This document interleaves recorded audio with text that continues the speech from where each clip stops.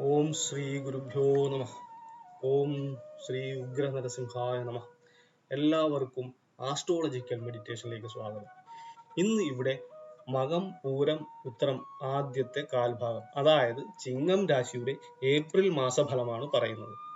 ശനിദോഷത്തിൽ നിന്ന് പൂർണ്ണമായും സ്വയമേവ രക്ഷ നേടുന്നതിനായി ആസ്ട്രോളജിക്കൽ മെഡിറ്റേഷനിലൂടെ എങ്ങനെ സാധിക്കാമെന്ന് ഈ വീഡിയോയുടെ അവസാനം വിവരിക്കുന്നുണ്ട്. വീഡിയോ സ്കിപ്പ് ചെയ്യാതെ കാണുക, സബ്സ്ക്രൈബ് ചെയ്യുക.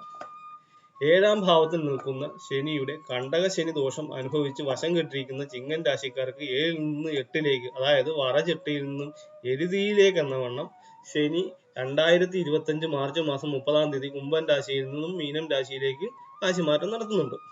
ഈ രാശിമാറ്റത്തിലൂടെ കണ്ടക ശനി ദോഷത്തിൽ നിന്നും മുക്തരായി എങ്കിലും അഷ്ടമ ശനി ദോഷത്തിലൂടെ കഷ്ടനഷ്ടങ്ങളും ശാരീരിക ബുദ്ധിമുട്ടുകളും വീണ്ടും ചിങ്ങൻ രാശിക്കാരെ തികച്ചും പ്രതികൂലമായി ബാധിക്കുന്നുണ്ട്.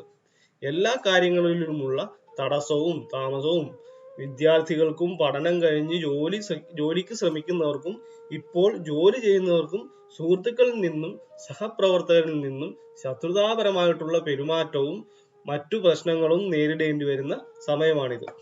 എങ്കിലും പ്രമോഷനും ശമ്പള വർധനവും ഉണ്ടാകുന്നതിനുള്ള സാധ്യതകളും കാണുന്നുണ്ട്.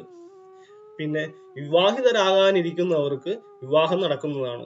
ഗൃഹോപകരണങ്ങൾ, ആഡംബര വസ്തുക്കൾ, സ്വർണം, വാഹനം തുടങ്ങിയവ വാങ്ങാൻ സാധ്യതയുണ്ടെങ്കിലും വാഹനാപകടത്തിനും ധനനഷ്ടത്തിനും സാധ്യത കാണുന്നുണ്ട്.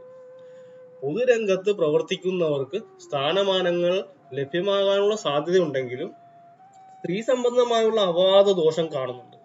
ശിവന് കൂവളമാലയും പിറകുവിളക്കും ജലധാരയും ശാസ്താവിന് നീരാഞ്ജനവും വഴിപാടുകൾ എല്ലാ ശനിയാഴ്ച തോറും നടത്തി വരികയാണെങ്കിൽ ഈ പറയുന്ന എല്ലാ തരത്തിലുമുള്ള ശനിഗ്രഹ ദോഷങ്ങളിൽ നിന്ന് കുറച്ചെങ്കിലും മുക്തി നേടാനാവും.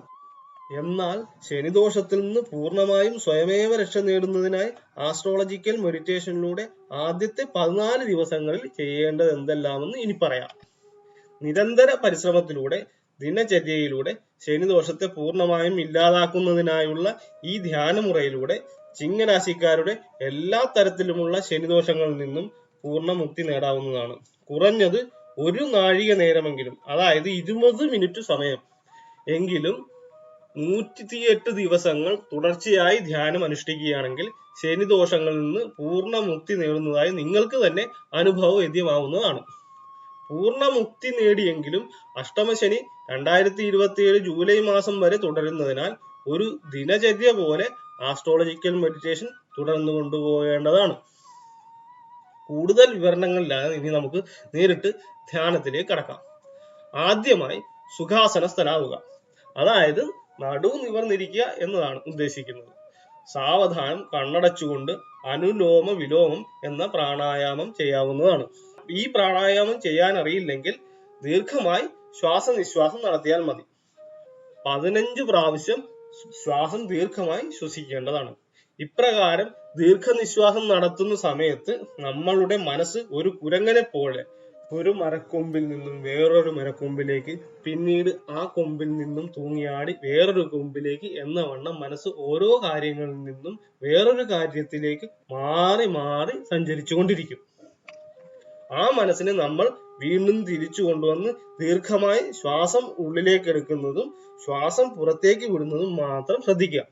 വീണ്ടും കുറച്ചു കഴിയുമ്പോൾ മനസ്സ് മറ്റുള്ള വിഷയങ്ങളിലേക്ക് പോയാലും വീണ്ടും മനസ്സിനെ തിരിച്ചു കൊണ്ടുവന്ന് ശ്വാസോച്ഛ്വാസത്തിൽ മാത്രം ശ്രദ്ധിക്കുക. ആദ്യത്തെ 2 ആഴ്ചകളിൽ എല്ലാ ദിവസവും തുടർച്ചയായി 20 മിനിറ്റ് നേരം ഈ ശ്വാസനിശ്വാസത്തിൽ മാത്രം ശ്രദ്ധ കേന്ദ്രീകരിക്കാൻ മനസ്സിനെ പഠിപ്പിക്കുക.